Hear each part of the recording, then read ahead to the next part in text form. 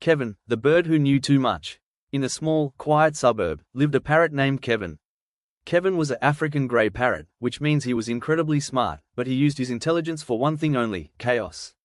Kevin didn't want to learn, pretty bird, or, hello. No, Kevin spent his days eavesdropping on his owners, Dave and Sarah, and memorizing their most embarrassing moments. Chapter 1: The Microwave Incident. One Tuesday, Dave was trying to be romantic. He decided to cook a fancy dinner, but he accidentally set the microwave on fire while trying to toast a piece of bread. He panicked, ran around the kitchen, and yelled, "Oh no, Sarah is going to kill me. Where is the water?" Kevin watched this from his cage, eyes dilating. He didn't help, he just took a mental note. 2 days later, Sarah's boss came over for dinner. The house was quiet. Suddenly, Kevin screamed in Dave's exact voice, "Oh no, Sarah is going to kill me. The bread is on fire." Sarah froze. The boss dropped his fork. Dave turned redder than a tomato. Kevin then made a perfect fire alarm sound for 10 minutes straight. Chapter 2: The Pizza Prank. Kevin discovered that he could mimic the sound of a ringing phone perfectly. Not just any phone, Dave's specific ringtone. Every time Dave went to the bathroom or the shower, Kevin would make the ring sound. Dave would run out, soaking wet or half-dressed, screaming, "I'm coming. I'm coming." He would grab his phone, only to see a dark screen. Then, he would hear a tiny, high-pitched laugh from the living room. Hee hee hee. Loser. Chapter 3: The Online Shopping Disaster. This is where it gets serious. Dave and Sarah had an Alexa smart speaker in the living room. Kevin noticed that when Sarah said, "Alexa, buy coffee," boxes would arrive at the door a day later. One afternoon, while the house was empty, Kevin flew over to the Alexa. "Alexa," Kevin squawked, mimicking Sarah's voice perfectly, "buy 100 pounds of sunflower seeds." The next day, a delivery truck arrived. Then another, then another. Dave came home to find his driveway blocked by massive sacks of birdseed. "Sarah," Dave yelled, "why did you buy enough seeds to feed every bird in Indonesia?" From the corner of the room, Kevin shouted, "It wasn't me. It was the cat." The problem? They didn't have a cat. Chapter 4: The Final Showdown. Dave decided Kevin needed discipline. He covered Kevin's cage with a heavy cloth to keep him quiet during a big football game. For 2 hours, Kevin was silent. Dave thought he had won. But Kevin was plotting. In the final, most intense minute of the game, when the score was tied and Dave was holding his breath, Kevin made a sound. It wasn't a scream. It wasn't a mimic. It was the sound of a loud, wet, disgusting fart. Dave looked at his wife. His wife looked at him. "Dave, gross." Sarah yelled. "It wasn't me." Dave protested. "Liar, liar, pants on fire." Kevin shouted from under the cloth. The conclusion: to this day, Kevin still lives with Dave and Sarah. They can't give him away because he knows too many of their secrets. He knows where Dave hides his secret stash of chocolate, and he knows that Sarah actually hates Dave's favorite shirt. Kevin just sits on his perch, watching the world, waiting for the next mistake. Because for Kevin, life isn't about flying, it's about making sure humans feel as awkward as possible. Chapter 5: Kevin Goes to the Vet, The Great Escape. Sedila Insiden, Kentut Mysterious, Dan, Gunung Biji Matahari, Dave Dan Sarah Mimatuskan Bawa, Kevin Butter Pemeriksan Mental, Dan Fisik. Mereka Marasa, Kevin Terlalu Strees, Padahal Sebenarnya, Kevin La Yang Membuat Mereka Strees. The Trapping. Masalah Pertama, Bagaimana Cara Memasakkan Kevin K Dalam Kotak Pembawa, Travel Crate. Dave Mendekat Dengan Biskut Sebagai Umpan. Kevin Melihat Biskut Itu, Lalu Melihat Dave, Lalu Melihat Kotak Itu. Kevin Tertawa, nice try, Baldy, Teriak Kevin, ya. Kevin Mulai Menyadari Kala Rambat Dave Mulai Menepis.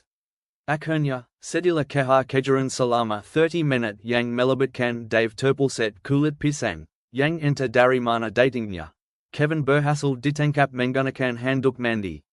Kevin Sepanjang Jalan K Clinic Hanya Mengumumkan Satu Kata, lawyer. I need a lawyer. The Waiting Room. Di Ruang Tunggu Clinic Huan, Ada Sikor Anjing Bulldog Biza Bernama Buster Yang Tampak Gagap. Kevin, Yang Marasa Bosan, Mimatuskan Untuk Memulai Drama. Kevin Melihat K Ara Buster Dan Mengonggong Dengan Suara Yang Lebih Biza Dan Lebih Galak Dari Anjing Asli. Buster Melempat Kajay Dan Bersembunyi Di Bawah Kursi Pemilinya. Kemudian, Kevin Beralih K Sikor Kusing Di Pojok Ruangan Dan Mengeluarkan Suara, Pst. Hey, ugly, saat susta memanggul, Kevin? Giliran Kevin, si Baring Nuri Itu Malah Menjawab Dengan Suara Nenek Tua, Jia Tidak Di Sini. Jia Suda Kabur K Mexico. The Examination. Dr. Miller, Dr. Huan Yang Suda Sangat Sabah, Menkoba Memeriksa Detak Jantung Kevin. Begitu stetoskop menyencha dadanya, Kevin mulai bernyanyi dengan nada opera yang sangat kencang, don't touch me, I'm a princess. Dave is kidnapping me. Dr. Miller Mengala Nappers, Gia Sehat, Dave, Gia Kuma, Sangat Menyebalkan, Tapi Kevin Belum Selesai, Saat Dr. Miller Sedang Menulus Catatan Medis, Kevin Memperhatikan Gerakan Pulpanya.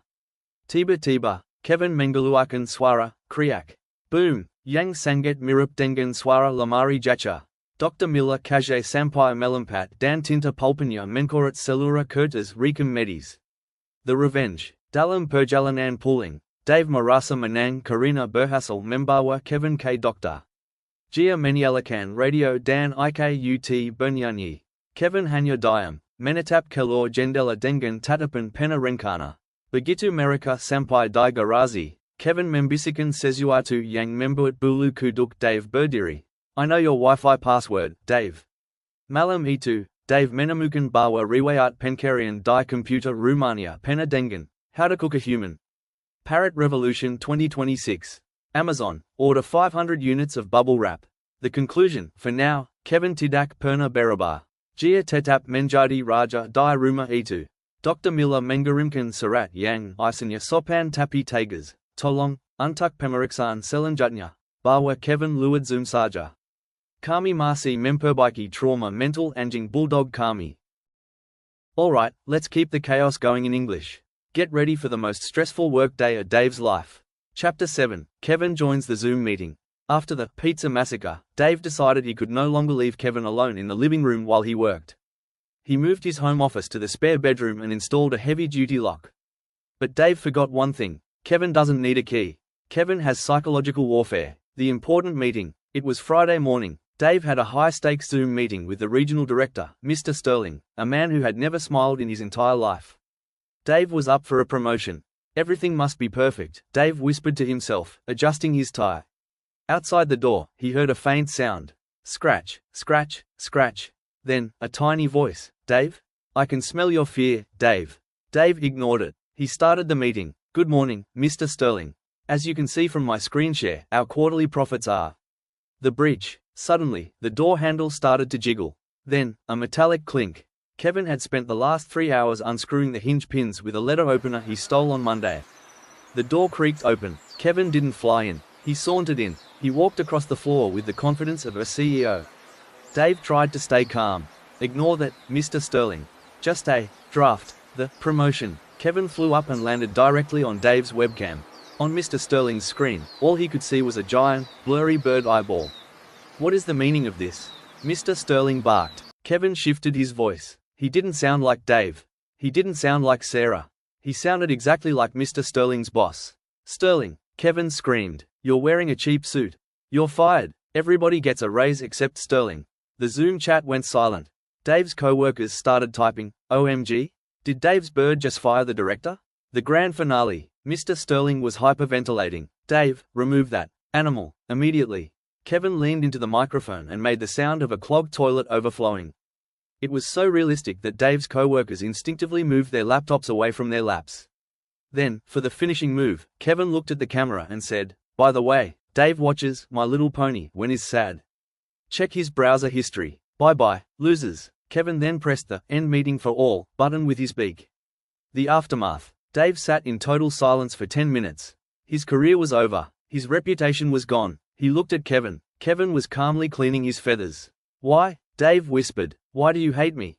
Kevin looked up, tilted his head, and said in a very sweet, innocent voice, I wanted a cracker, Dave. You forgot the crackers at 10 a.m. Actions have consequences. After the Zoom disaster, Dave was officially on unpaid leave. He spent his days sitting on the sofa, staring at the wall, wondering if he could retrain as a hermit. Kevin, however, was just getting started. He had tasted power, and now he wanted clout. The setup. While Dave was napping, or crying into a slice of leftover pepperoni pizza, Kevin found Sarah's phone on the kitchen counter. Sarah had left her TikTok app open. Kevin didn't just record a video, he choreographed a masterpiece. He dragged a bag of flour from the pantry, ripped it open with his beak, and created a winter wonderland in the middle of the kitchen. Then, he set the phone against a jar of pickles, hit the record button, and started the bird bop challenge. The video started with Kevin looking directly into the lens, his feathers covered in white flour. He did a perfect moonwalk across the counter. He did a backflip into a bowl of cereal. He sang a heavy metal version of Baby Shark while mimicking the sound of a chainsaw. At the end, he pointed a claw at the camera and said, "Dave is a nerd." Follow for more chaos. #FlowerPower #BirdBoss. The viral explosion. By the time Sarah came home from work, the video had 14 million views. "Dave," Sarah screamed, looking at her phone. "Kevin is trending. He's the #1 creator in the domestic chaos category." Dave woke up, confused. "What? Who?" Suddenly, the doorbell rang. It was a talent agent named Goldberg. "I represent the biggest stars on the internet," Goldberg said, looking at Kevin. "This bird is a genius. I can get him a brand deal with a premium seed company and a reality TV show called Who's the Boss? It's the bird." The brand deal. A week later, the house was filled with professional lighting and cameras.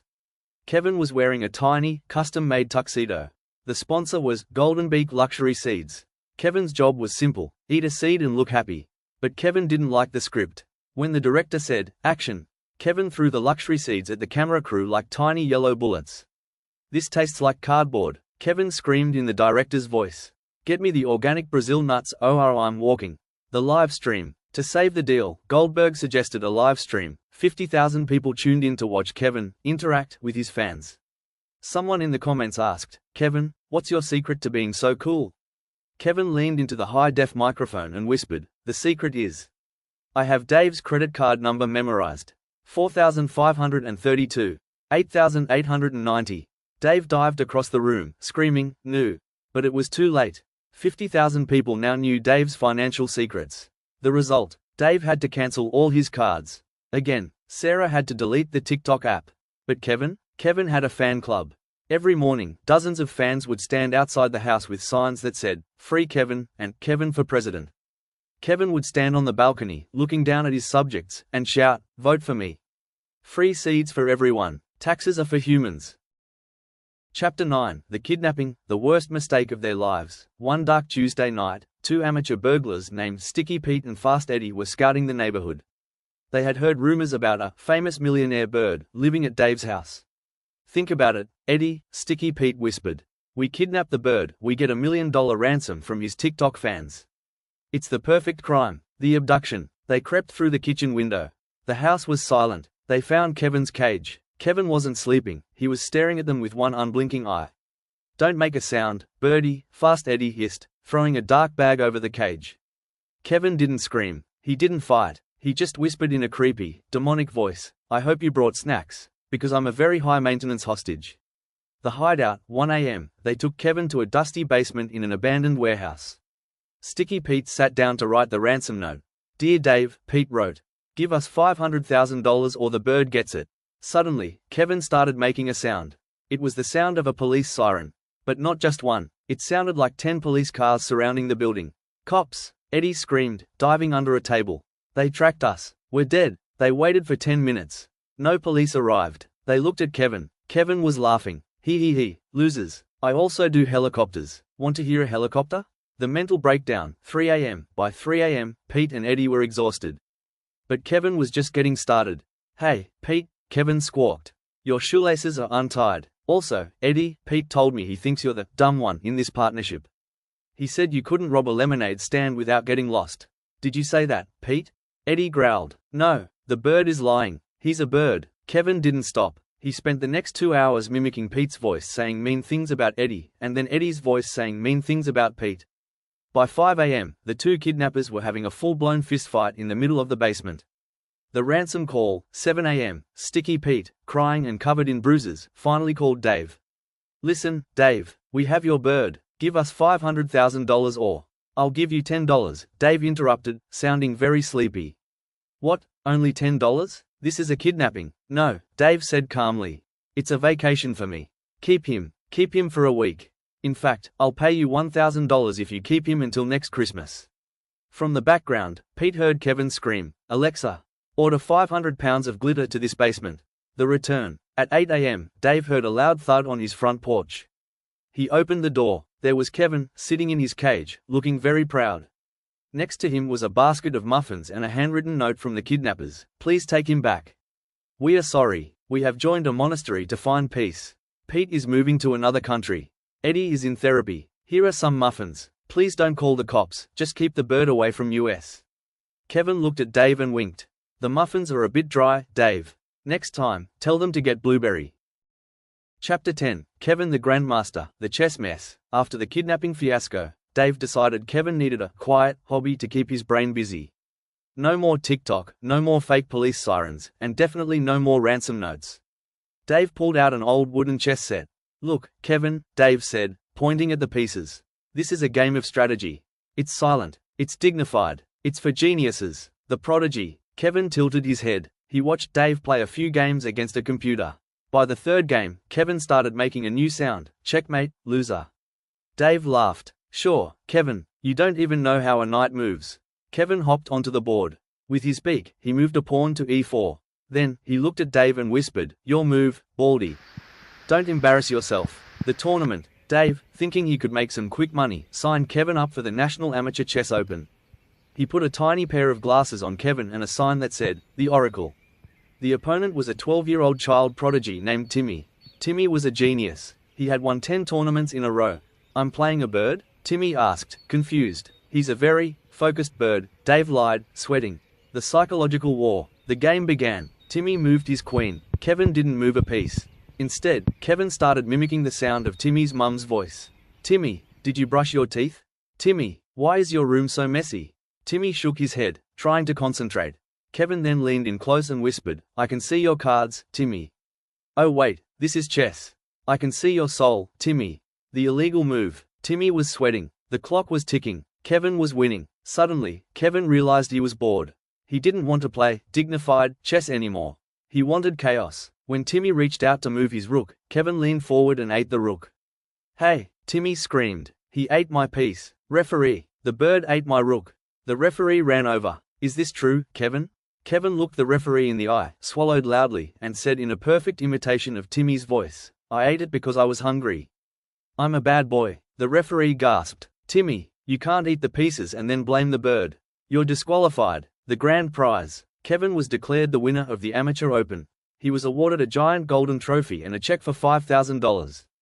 On the way home, Dave was ecstatic. Kevin, we did it. We're rich. We can finally fix the kitchen door you broke. Kevin looked at the trophy. Then he looked at Dave. I don't want the money, Dave, Kevin squawked. What do you want then? I want to go to the airport, Kevin said, his eyes glowing with a dark ambition. I've decided I want to be a pilot. I've watched enough YouTube tutorials. How hard can it be? It's just flying, and I'm already great at that. Chapter 11, Flight 402, Captain Kevin at the controls. Dave should have said no. He should have locked the doors, turned off the internet, and hidden the car keys. But Kevin had $5,000 from the chess tournament and a very convincing fake ID he ordered off the dark web that said his name was Captain Wingspan. The airport security. Dave and Kevin arrived at the airport. Dave was trying to act natural, which for Dave meant sweating profusely and tripping over his own suitcase. Sir, is that bird wearing a pilot's hat? The security guard asked, squinting at Kevin.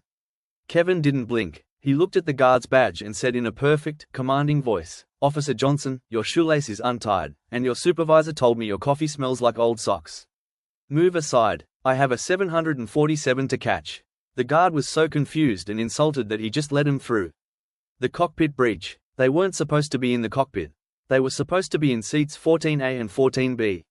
But while the real pilots were busy doing their safety checks, which Kevin called amateur hour, Kevin escaped his travel carrier. He flew through the first-class cabin, stole a mini pretzel from a sleeping businessman, and squeezed through the cockpit door just as it was closing. This is your captain speaking. The real captain, a man named Miller, was startled. What the? A bird? Kevin landed on the throttle. He didn't peck. He didn't scream. He reached his claw out and pressed the intercom button. Good afternoon, ladies and gentlemen, Kevin announced in a smooth, professional voice. This is Captain Wingspan. We are currently third in line for takeoff. Our flight time to Hawaii will be approximately 6 hours, or 2 hours if I decide to use the turbo button. Please fasten your seatbelts, because Dave is on this plane and he hasn't showered in 3 days. Thank you for flying Bird Air. The panic in the cabin. In the back of the plane, Sarah, who had come along for the vacation, heard the announcement. Dave, she hissed. That sounds like Kevin. It is Kevin. Dave sobbed. He's hijacked the plane. Meanwhile, in the cockpit, Captain Miller tried to grab Kevin. Kevin dodged him and started flipping switches at random. Click, clack, ding. Suddenly, the "no smoking" sign started flashing in Morse code. The emergency lights turned pink. The overhead speakers started playing "The Chicken Dance" at maximum volume. The emergency landing. Get him out of here, the co-pilot yelled. Kevin looked at the complicated GPS screen. You guys are going the wrong way, Kevin squawked. There's a Taco Bell in San Diego that has a broken drive-through window. We're going there. Before Kevin could engage the engines, the air marshals burst in. Kevin saw them coming and realized his career as a pilot was over. He flew out the window, which he somehow figured out how to open, and circled the plane 3 times. You'll never catch Emmy alive, cowards, he screamed, before diving back into the terminal through a ventilation duct. The aftermath. The flight was cancelled. 300 passengers were stranded. Dave was banned from the airline for life. When Dave finally got home, exhausted and defeated, he found Kevin sitting on the mailbox. Kevin was wearing a pair of aviator sunglasses and holding a stolen bag of airline peanuts. The landing gear on that model is trash, Dave, Kevin said casually. I've decided I don't want to be a pilot anymore. It's too much paperwork. Thank God, Dave whispered. I've decided. I want to be a lawyer, Kevin added. I already have my first client. It's the guy who's suing you for the 10 pizzas I ordered last week. See you in court, loser.